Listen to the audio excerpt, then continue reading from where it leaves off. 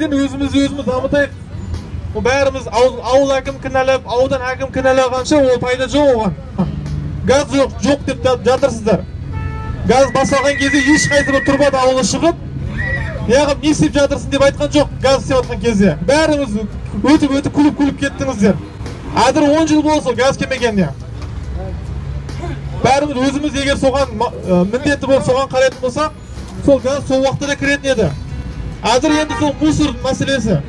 Әзір мусорды өз уақытта төлемейтін болсақ, ол жабылады. Одан кейін жүреміз 10 жыл, 20 жыл.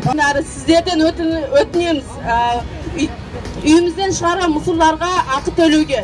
Сондықтан біз Тұрбат ауылы болып бәріміз бірігіп, осы қоқыстың ақшасын төлейік.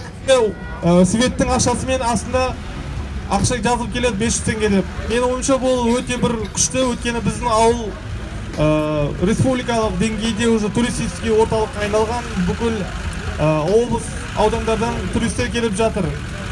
Мен осы нәрсені қолға алсақ, болашақта біздің Тұрбат ең әдемі ауданның ішіне ең әдемі ауылға айналады.